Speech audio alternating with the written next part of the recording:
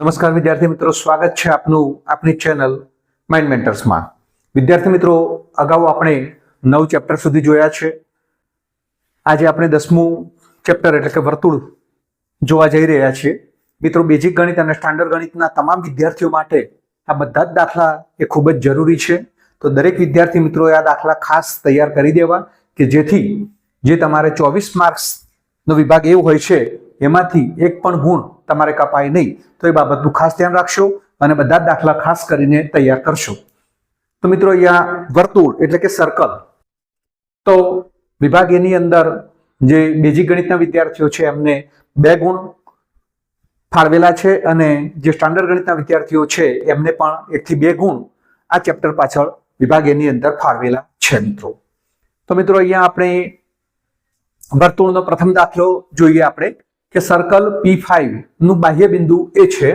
તો મિત્રો, અહીંયા ખાસ કરીને આકૃતિ ઉપર થોડું વધારે ધ્યાન આપવાનું છે કે આ સર્કલ છે P5 એટલે કે P એનું કેન્દ્ર છે અને 5 એની ત્રિજ્યા છે। એનું બાહ્ય બિંદુ એ છે એટલે કે બહારનું કોઈ બિંદુ અહીંયા એ આપેલું છે અને મિત્રો એમાંથી રેખા AB વર્તુળને B બિંદુમાં સ્પર્શે છે। આમાંથી મિત્રો આપણે રેખા AB દોરીએ કે જે વર્તુળને B બિંદુમાં સ્પર્શે છે મિત્રો। જો માપખૂણો BPA એટલે કે હા માપખૂણો BPA બરાબર 60 હોય, BPA એટલે કે આ મિત્રો કેટલો છે 60 હોય તો PA બરાબર ખાલી જગ્યા। તો PA મિત્રો કેટલો હશે એ આપણે જોઈએ। તો મિત્રો, જ્યારે આ પ્રકારનો દાખલો આપેલો હોય તો ખાસ કરીને આકૃતિ દોરશો તો જેથી દાખલા ગણવામાં તેમજ સમજવામાં ખૂબ જ સરળ પડશે। મિત્રો, અહીંયા માપખૂણો BPA 60 આપેલો છે તો આ PB કેટલો બનશે મિત્રો? તો PB 90 બનશે।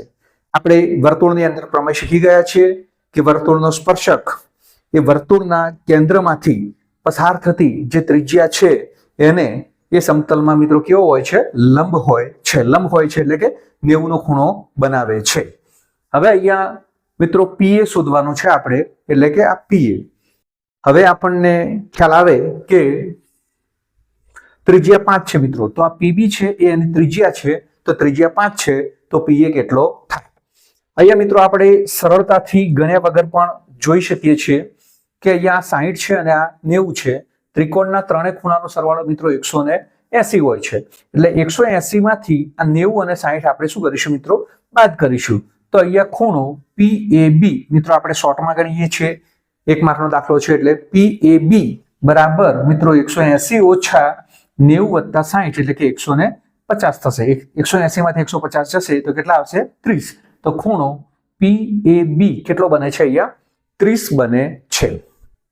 હવે આપણે PA કઈ રીતે શોધી શકીએ? આ ખૂણાઓ આપેલા છે, બીજું કઈ મૂલ્ય આપેલા નથી। તો PA માટે આપણને ખ્યાલ છે કે 30 ના ખૂણાની સામેની બાજુનું માપ છે એ કર્ણ કરતા અડધું થાય। ખાસ યાદ રાખજો મિત્રો કે 30 નો ખૂણો આપેલો હોય તો એની સામેની બાજુનું માપ છે એ આ કર્ણ જે PA કર્ણ છે એના કરતા અડધું થાય। તો એનો મતલબ કે PA છે એ આ PB કરતા કેટલા ગણો હોવો જોઈએ? 2 ગણો હોવો જોઈએ। એટલે PA ઇઝ ઇક્વલ ટુ 2 ગુણ્યા PB, 2 મલ્ટિપ્લિકેશન PB। તો 2 ગુણ્યા 5, તો 2 ગુણ્યા 5 એટલે કેટલો થશે? 10। તો PA નું મૂલ્ય કેટલું આવશે મિત્રો? 10 આવશે। તો આ રીતે આપણને સરળતાથી આકૃતિ પરથી સમજી અને આ દાખલો આવડવો જોઈએ। તો અહીંયા પહેલા દાખલા પછી આપણે બીજો દાખલો જોઈએ। તો સેકન્ડ એક્ઝામ્પલ શું કહે છે કે સર્કલ P5 નું બાહ્ય બિંદુ R છે। મિત્રો, અહીંયા સર્કલ P5 એટલે કે કેન્દ્ર P છે અને ત્રિજ્યા 5 છે, એનું બહારનું બિંદુ R છે। એટલે મિત્રો અહીંયા આપણે બહારનું બિંદુ કોઈ R લઈશું। R છે, RS એ વર્તુળને S માં સ્પર્શે છે એટલે કે જે RS છે એ વર્તુળને S માં સ્પર્શે છે। આ RS છે એ વર્તુળને S માં સ્પર્શે છે એટલે રેખા SR અથવા તો RS બને છે। હવે RS બરાબર 12 એટલે કે RS છે 12, મિત્રો આ લંબ બનશે અને PR છે એ મિત્રો કર્ણ બનશે, જે આપણે જાણીએ છીએ. RS બરાબર 12, તો PR શોધવાના છે. તો PR કેટલા થાય? અહીંયા મિત્રો ત્રિજ્યા P5 એટલે કે ત્રિજ્યા કેટલી થશે? 5. એટલે કે ત્રિજ્યા 5 છે, RS 12 છે, તો PR કેટલા થાય? તો મિત્રો અહીંયા આપણને ખબર છે કે આ કાટખૂણો થાય. હમણાં જ આગળ કહ્યું તેમ સ્પર્શક છે એ કેન્દ્રમાંથી દોરેલી જે ત્રિજ્યા છે એને કેવો હોય છે? લંબ હોય છે.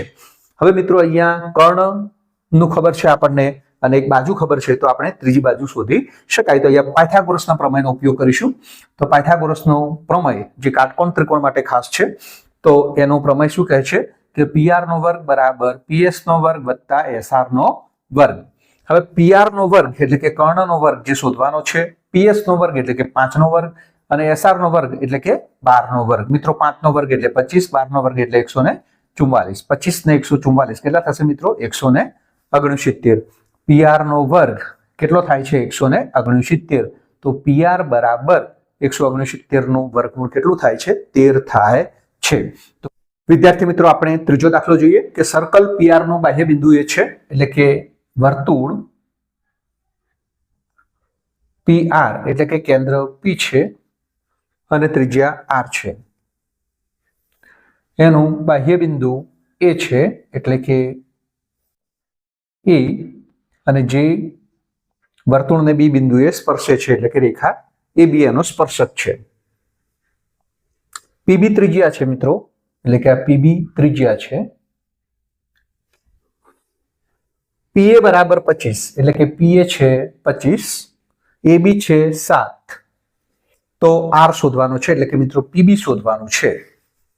મિત્રો આપણને ખબર છે કે પ્રમેય મુજબ કે સ્પર્શક એ વર્તુળના કેન્દ્રમાંથી પસાર થતી જે ત્રિજ્યા છે એને લંબ હોય છે, એટલે કે મિત્રો PB લંબ AB બને છે. તો અહીંયા ત્રિકોણ PBA માં ખૂણો B બરાબર 90 છે અને PA મિત્રો કર્ણ થાય. PA કર્ણ થાય છે. તો પાયથાગોરસના પ્રમેય મુજબ આપણે ખ્યાલ આવે છે આપણને કે PA નો વર્ગ બરાબર PB નો વર્ગ વત્તા AB નો વર્ગ.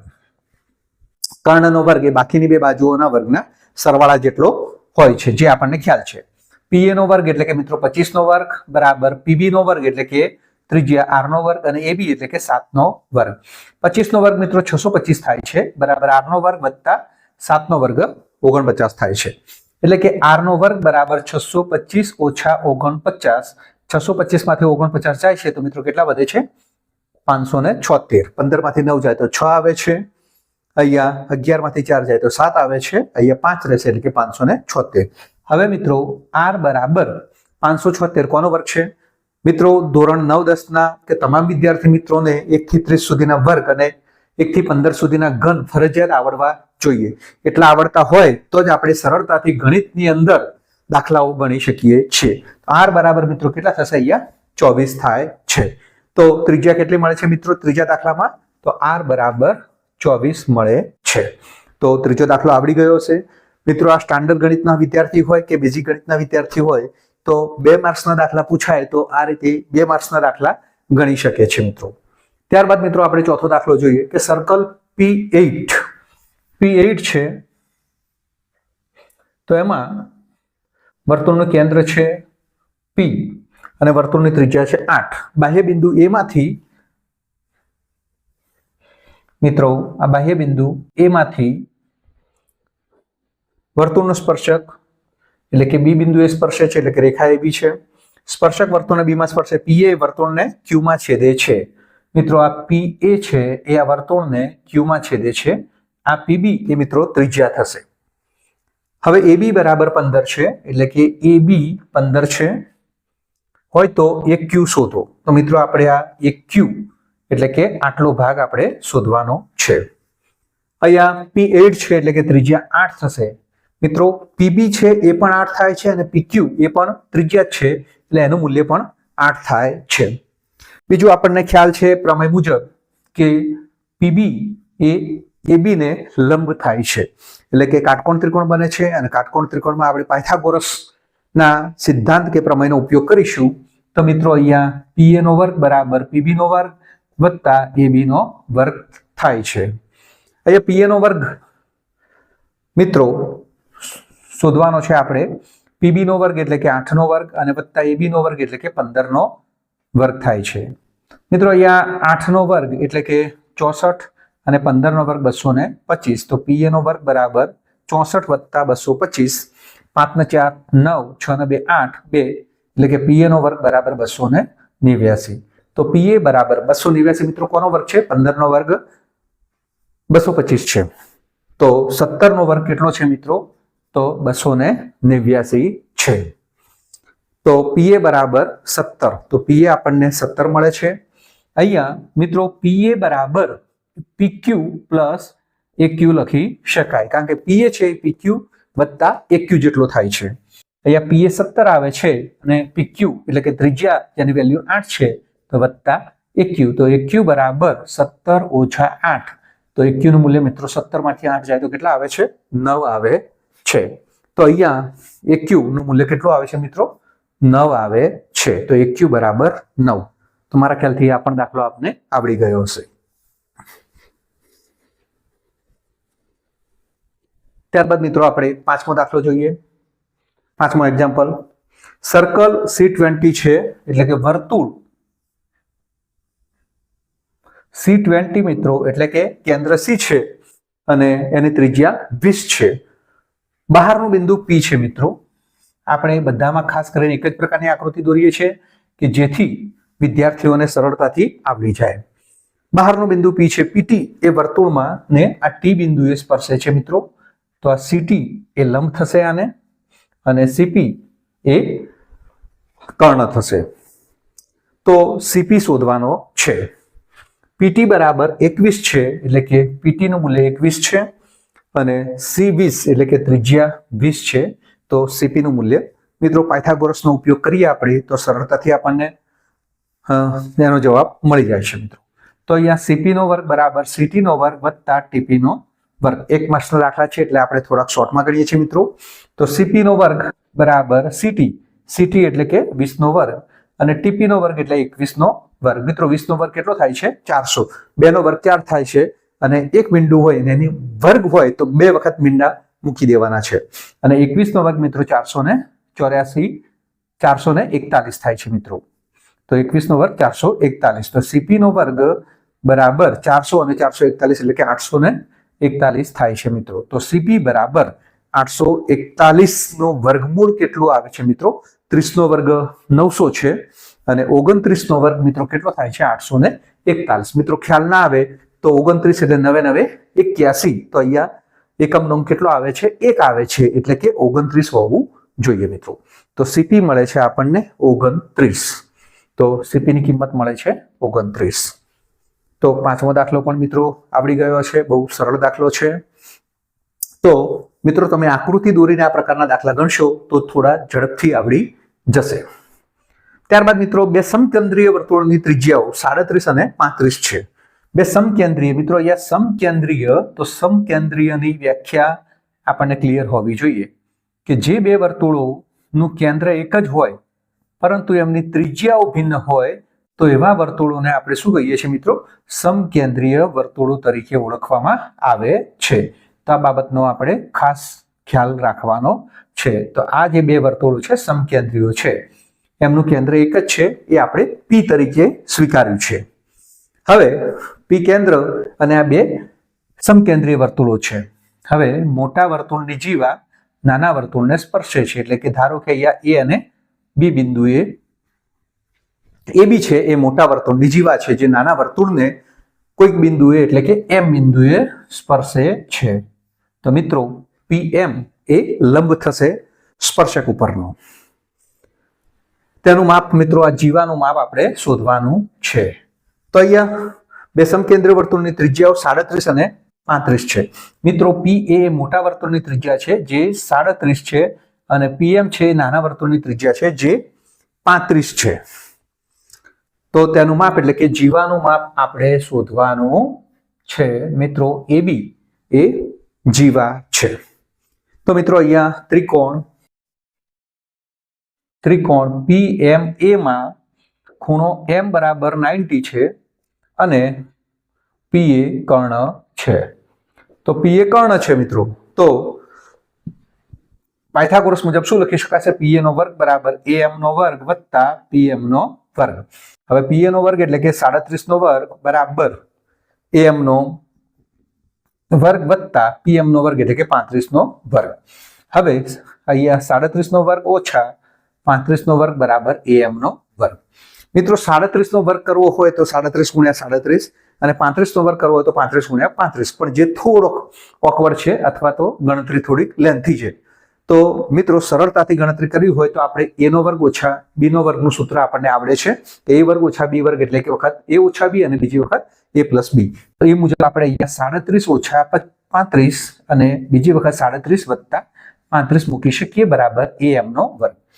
મિત્રો 37 ઓછા 35 એટલે આપણને ખબર છે કે 2 આવે છે અને ગુણ્યા 37 વત્તા 35, 35 ને 35 70 વત્તા 2 વધારે છે એટલે કે 72 બરાબર AM નો વર્ગ.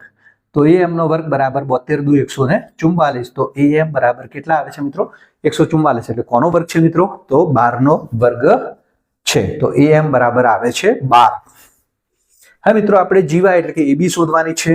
તો M એ AB નું મધ્ય બિંદુ છે મિત્રો, તો AB બરાબર 2AM લખી શકાય. તો 2 ગુણ્યા 12 તો 12 દુ 24. તો મિત્રો અહીંયા સમકેન્દ્રીય વાળા વર્તુળોમાં અહીંયા જવાબ આવે છે મિત્રો 24, એટલે કે જીવાનું મૂલ્ય આવે છે 24 આવે છે. તો મારા ખ્યાલથી છઠ્ઠો દાખલો પણ સર્વે વિદ્યાર્થી મિત્રોને આવડી ગયો હશે. ત્યારબાદ આપણે 7મો એક્ઝામ્પલ જોઈએ. M કેન્દ્રવાળા વર્તુળનું બાહ્ય બિંદુ T છે. હવે M કેન્દ્રવાળું વર્તુળ છે, તો M કેન્દ્રવાળું જે સર્કલ છે એનું બાહ્ય બિંદુ મિત્રો T છે. તો આપણે આ T જે બહારનું બિંદુ છે T મૂકીએ છીએ. TA અને TB વર્તુળને A અને B માં સ્પર્શે છે મિત્રો. તો આ TB છે અને એક આ TA છે. તો TA અને TB વર્તુળને બે બિંદુઓ એટલે કે A માં અને B માં સ્પર્શે છે.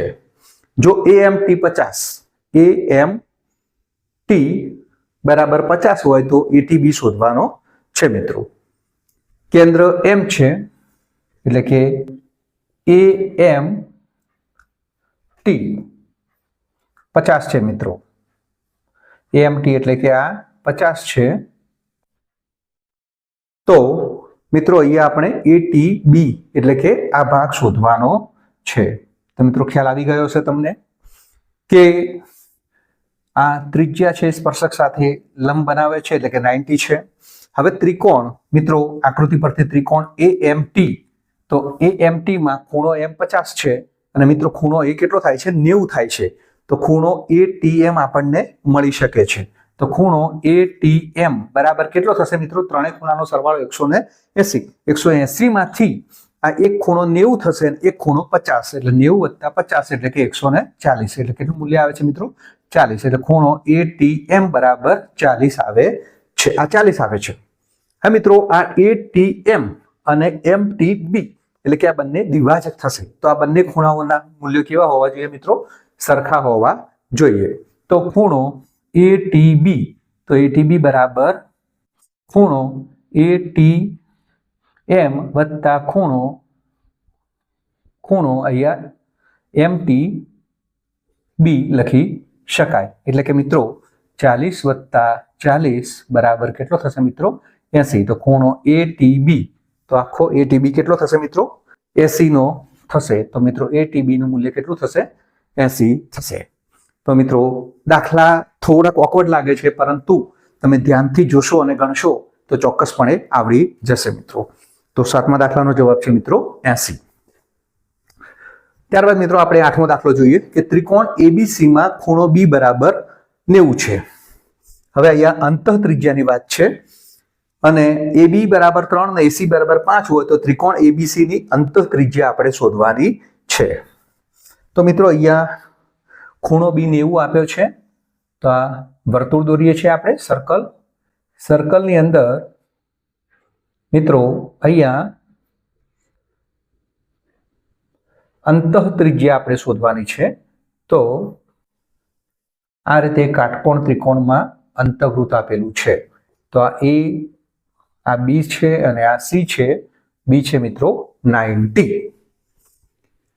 બી 90 છે. એ બી બરાબર 3 એટલે કે એ બી ની કિંમત 3 આપેલી છે અને એસી બરાબર 5 આપેલા છે.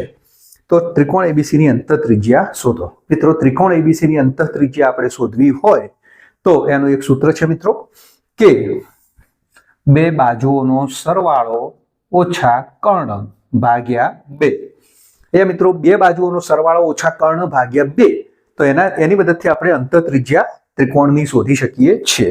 બે બાજુઓનો સરવાળામાં એબી આપણને ખ્યાલ છે, બીસી ખ્યાલ નથી. તો પાયથાગોરસ મુજબ મિત્રો સીધું જ આપણને ત્રિપુટી આવડે છે. ત્રિપુટી 3, 4, 5 ની હોય છે, અથવા 5 ના વર્ગમાંથી 3 નો વર્ગ બાદ કરીએ એટલે 25 ઓછા 9 તો કેટલા આવે છે મિત્રો? 16 આવે છે. તો બીસી ની વેલ્યુ એ પાયથાગોરસ મુજબ કેટલી મળે છે?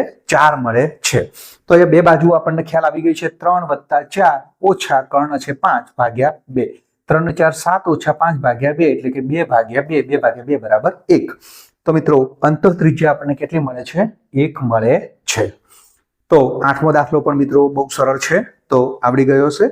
જ્યારે પણ ત્રિકોણની અંતઃ ત્રિજ્યા અંદરના ભાગને શોધવાની કહી હોય તો બે બાજુઓનો સરવાળો ત્રિકોણનો ઓછા કર્ણ ભાગ્યા 2 આ સૂત્ર એપ્લાય કરી અને આપણે સરળતાથી ગણી શકીએ છીએ. ત્યારબાદ 9મો દાખલો જોઈએ આપણે કે એક સમાંતર બાજુ ચતુષ્કોણને અંતઃવૃત્ત હોય તો તે સમાંતર બાજુ ચતુષ્કોણ ખાલી જગ્યા છે.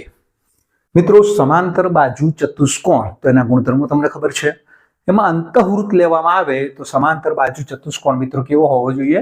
સમબાજુ હોય છે. આ ખાસ ધ્યાન રાખશો મિત્રો કે સમાંતર બાજુની અંદર અંતઃવૃત્ત હોય તો એ સમાંતર બાજુ ચતુષ્કોણ સમબાજુ હોય છે, તો જ અંદર અંતઃવૃત્ત દોરી શકાય છે.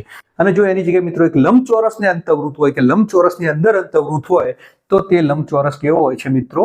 ચોરસ હોય છે. બંને બાબત ખાસ ધ્યાન રાખશો કે એના ગુણધર્મો ખૂબ અગત્યના છે. તો લંબચોરસ હશે એની અંદર અંતઃવૃત્ત હોય તો મિત્રો એ શું હોય છે? ચોરસ હોય છે. હવે જોઈએ આપણે મિત્રો 11મો દાખલો. તો 11મો દાખલો શું છે કે સમાંતર બાજુ ચતુષ્કોણને અંતઃવૃત્ત છે. તો મિત્રો આ 9મી કલમની ગરજ સામે છે કે સમાંતર બાજુ ચતુષ્કોણ એબીસીડી ને અંતઃવૃત્ત છે. તો એનો મતલબ કે આ એબીસીડી કેવું હોવું જોઈએ? તો ચતુષ્કોણ એબીસીડી સમબાજુ થાય. 9 મુજબ કેવું થશે મિત્રો? સમબાજુ થાય. સમબાજુ થાય છે અને અહીંયા એક બાજુ આપેલી છે 10. તો મિત્રો એની પરિમિતિ એટલે તમને ખ્યાલ આવી ગઈ કે ચતુષ્કોણ એબીસીડી જે સમબાજુ છે એની પરિમિતિ, તો પરિમિતિ ચારે બાજુ સરખી હોય છે એટલે કે 4 × 10 બરાબર કેટલી થશે મિત્રો? 40 થશે. તો ચતુષ્કોણ એબીસીડી ની પરિમિતિ કેટલી થશે મિત્રો? 40 થાય છે. તો 11મો દાખલો પણ બધા મિત્રોને આવડી ગયો હશે. ત્યારબાદ 12મો એક્ઝામ્પલ જોઈએ આપણે કે લંબચોરસ એબીસીડી ને અંતઃવૃત્ત આવેલું છે. અહીંયા લંબચોરસ એબીસીડી ને અંતઃવૃત્ત એટલે કે 10માની ગરજ સારે છે. તો એ કેવું હોવું જોઈએ? એ ચોરસ હોવું જોઈએ મિત્રો. અને ચતુષ્કોણ એબીસીડી ની પરિમિતિ શોધવાની છે. સોરી, અહીંયા લંબચોરસ એબીસીડી ને અંતઃવૃત્ત છે એટલે કે ચોરસ છે. જો લંબચોરસ એબીસીડી ની પરિમિતિ 40 છે મિત્રો, તો લંબચોરસ એબીસીડી અંતઃવૃત્ત આવેલું છે એટલે કે ચતુષ્કોણ એબીસીડી કેવું છે મિત્રો? ચોરસ છે. લંબચોરસમાં અંતઃવૃત્ત એટલે એ કેવું આવે છે મિત્રો? ચોરસ મળે છે. હવે એની પરિમિતિ મિત્રો કેટલી છે? 40 છે. પરિમિતિ બરાબર લંબચોરસની પરિમિતિ, ચોરસની પરિમિતિ બરાબર 40 છે. ચોરસની પરિમિતિ બરાબર 40. પરિમિતિ 40 છે તો એક બાજુની લંબાઈ કેટલી થશે મિત્રો? એક બાજુની લંબાઈ તો 40 ભાગ્યા 4 એટલે કેટલી થશે મિત્રો? 10 થશે. તો એક બાજુની લંબાઈ મિત્રો 10 થાય છે. હવે બીજું મિત્રો, જે લંબચોરસ છે એની આકૃતિ દોરીએ તો આપણને થોડો ઝડપથી ખ્યાલ આવશે. તો આ રીતે લંબચોરસના ગુણધર્મો ધરાવે છે એટલે કે આ ચોરસ છે અને આ અંતઃવૃત્ત છે એટલે કે આ ચતુષ્કોણ સમબાજુ બને છે. અહીંયા મિત્રો એની પરિમિતિ 40 હતી તો બાજુની લંબાઈ કેટલી આવી? 40. તો આ દરેક બાજુ કેટલાની થાય છે? 40ની થાય છે. તો એનો મતલબ મિત્રો કે વ્યાસનું મૂલ્ય પણ કેટલું થાય છે? 40 થાય છે. તો આ વ્યાસ 40 થાય છે મિત્રો, તો પછી એના અંતઃવૃત્તની ત્રિજ્યા એ કેટલી થાય છે મિત્રો? એની અડધી, એટલે કે અંતઃવૃત્તની ત્રિજ્યા એ 20 મળે છે મિત્રો. તો માટે અંતઃવૃત્તની ત્રિજ્યા, સોરી મિત્રો, અહીંયા પરિમિતિ 40 છે એટલે બાજુની લંબાઈ કેટલી મળે છે મિત્રો? બાજુની લંબાઈ 10 મળે છે. બાજુની લંબાઈ 10 છે એટલે કે વ્યાસ પણ 10 થાય છે. તો મિત્રો એની ત્રિજ્યા કેટલી થાય છે? હવે 10/2 બરાબર 5 થાય છે. એટલે કે અંતઃવૃત્તની ત્રિજ્યા કેટલી મળે છે મિત્રો? 5 મળે છે. એ બાબતનું ખાસ ધ્યાન રાખશો. અહીંયા એક બાજુની લંબાઈ 10 મળી છે અને 40 એ એની પરિમિતિ છે, એટલે ખાસ ધ્યાન રાખશો અને આકૃતિ દોરશો એટલે આવડી જશે. ત્યારબાદ મિત્રો આપણે 13મો દાખલો જોઈએ કે ચતુષ્કોણ ABCD એ સર્કલ PR ને પરિગત છે. તો આ સર્કલ P કેન્દ્રવાળું ને R ત્રિજ્યાવાળું સર્કલ છે એને પરિગત છે મિત્રો. તો આ મુજબ આકૃતિ બનશે. ABCD છે તો અહીંયા આપણે A, B, C અને D એવા નામ આપી દીધા છે. PR છે, જો AB બરાબર 12 એટલે કે AB 12 છે અને CD બરાબર 15 હોય તો ચતુષ્કોણ ABCD ની પરિમિતિ શોધો. તો મિત્રો અહીંયા AB 12 છે અને CD 15 છે. મિત્રો જ્યારે ચતુષ્કોણ ABCD એ વર્તુળને પરિગત હોય મિત્રો, તો ખાસ ધ્યાન રાખશો કે સામસામેની બાજુઓનો સરવાળો મિત્રો કેવો હોય છે? સરખો હોય છે. આ બાબતનું ખાસ ધ્યાન રાખશો કે AB વત્તા CD નું મૂલ્ય એ BC વત્તા AD ના મૂલ્ય જેટલું હોય છે કે જ્યારે આ કન્ડિશન હોય ત્યારે, એટલે કે 12 વત્તા 15 બરાબર BC વત્તા AD એના મૂલ્યો સમાન હોય છે મિત્રો. તો 27 બરાબર BC વત્તા AD. તો મિત્રો અહીંયા પરિમિતિ કઈ છે? તો AB વત્તા CD પણ 27 છે અને BC વત્તા AC પણ 27 છે. તો માટે પરિમિતિ કેટલી આવશે મિત્રો? 27 વત્તા 27 બરાબર 54 થશે. તો માટે ABCD ની પરિમિતિનું મૂલ્ય કેટલું થાય છે મિત્રો? 54 થાય છે. તો આ બાબત ખાસ ધ્યાનમાં રાખશો. ત્યારબાદ લાસ્ટ આપણે 14મો દાખલો જોઈએ. તો 14મો દાખલો શું કહે છે? રેખાખંડ AB એક વર્તુળનો વ્યાસ છે અને AB A અને B બિંદુએ વર્તુળને દોરેલા સ્પર્શકો કેવા થશે મિત્રો? તો ખાસ જોઈએ આપણે સ્પર્શકો કેવા થાય. તો અહીંયા વર્તુળ છે અને AB એ વર્તુળનો વ્યાસ છે, એટલે કે આ AB એ વર્તુળનો વ્યાસ છે. A અને B બિંદુ એટલે કે A માંથી સ્પર્શક અને B બિંદુએ B માંથી સ્પર્શક દોરવામાં આવે તો દોરેલા સ્પર્શકો મિત્રો કેવા થશે? એકબીજાને સમાંતર થશે. તો સ્પર્શકો સમાંતર થાય. તો મિત્રો અહીંયા 14 સુધીના જે દાખલા છે એ દરેક વિદ્યાર્થી મિત્રોને આવડી ગયા. મિત્રો વર્તુળમાં 14 દાખલા સુધી જોયા આપણે. હવે 15મો દાખલો જોઈએ.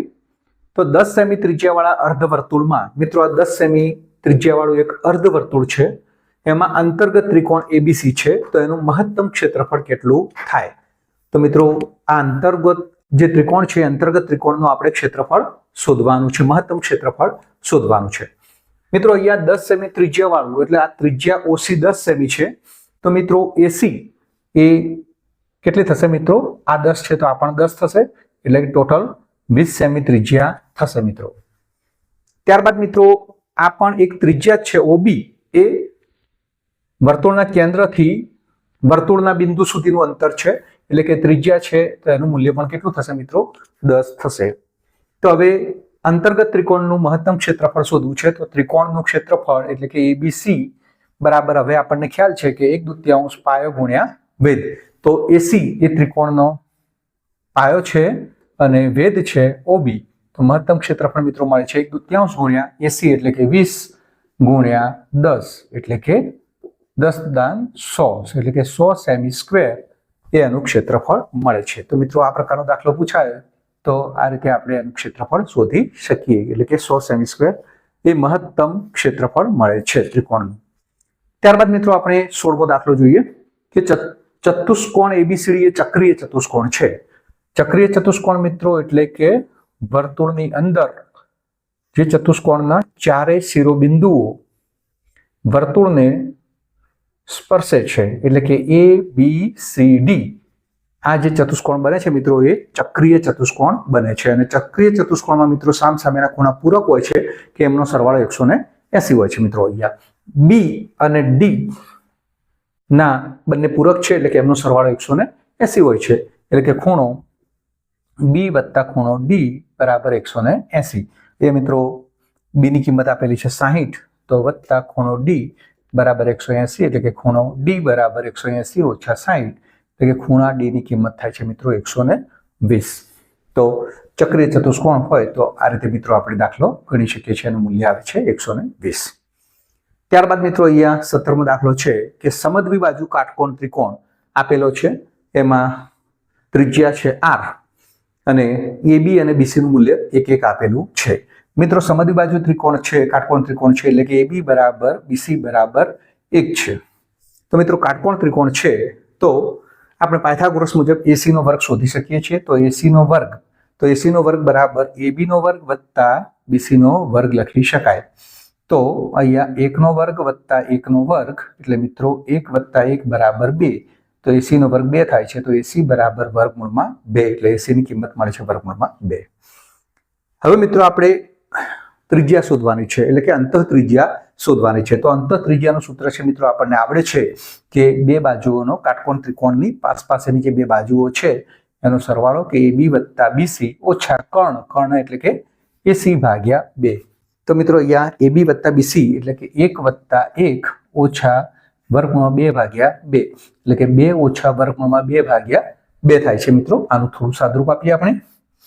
તો 2 ની નીચે 2 મિત્રો. તો અહીંયા જે 17મો દાખલો છે એમાં 2 ઓછા 2 વર્ગમૂળ ભાગ્યા 2 છે.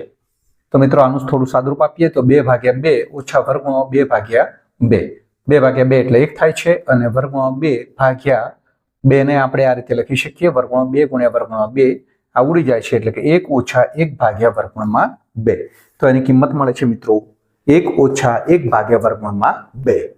તો મિત્રો આપણને આ દાખલો પણ આવડી ગયો હશે. ત્યારબાદ મિત્રો આપણે 18મો દાખલો જોઈએ કે 18મો દાખલો મિત્રો શું કહે છે કે આકૃતિમાં બતાવ્યા પ્રમાણે એ AB BC અને AC ના મૂલ્યો આપેલા છે અને આપણે x વત્તા y વત્તા z જે આપણે શોધવાનું છે. તો મિત્રો અહીંયા આપણને ખ્યાલ છે કે વર્તુળના બહારના બિંદુમાંથી વર્તુળમાં જે સ્પર્શકો દોરવામાં આવે છે એમની લંબાઈ સમાન હોય છે. લંબાઈ સમાન હોય છે એટલે કે મિત્રો અહીંયા AD બરાબર AF બરાબર કેટલા થાય છે? x થાય છે.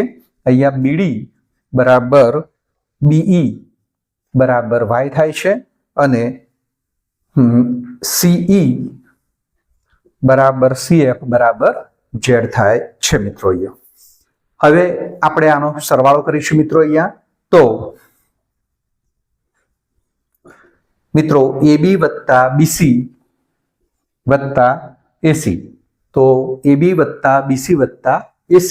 તો મિત્રો અહીંયા શું થાય છે કે 2 વખત x વત્તા 2 વખત y વત્તા 2 વખત z બને છે. 2 કોમન કાઢીએ તો મિત્રો x વત્તા y વત્તા z બને છે. AB વત્તા BC વત્તા AC નું મૂલ્ય કેટલું છે? 11 વત્તા 13 વત્તા 15 છે મિત્રો. 11 વત્તા 13 વત્તા 15 15 ના 13 કેટલા થાય છે મિત્રો?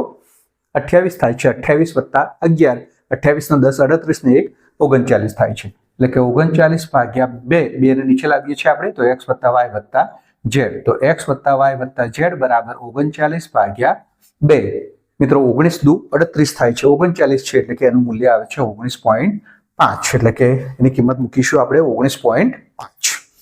ત્યારબાદ મિત્રો બે ટૂંકા પ્રશ્નો છે કે આપેલ આકૃતિમાં રેખા AB અહીંયા રેખા AB છે તો એને શું કહે છે? તો રેખા AB ને વર્તુળની શું કહેવાય છે મિત્રો? છેદિકા કહેવાય છે. અને વર્તુળનો સ્પર્શક વર્તુળને કેટલા બિંદુમાં છેદે છે? તો વર્તુળનો સ્પર્શક વર્તુળને એક અને માત્ર એક જ બિંદુમાં છેદે, એક જ બિંદુમાં સ્પર્શે છે મિત્રો. તો લગભગ તમને બધા દાખલા આવડી ગયા હશે. વર્તુળનું ચેપ્ટર સહેલું જ છે મિત્રો. થોડોક પ્રયત્ન કરશો અને દાખલા જાતે ગણશો તો મિત્રો બહુ સરળ ચેપ્ટર છે.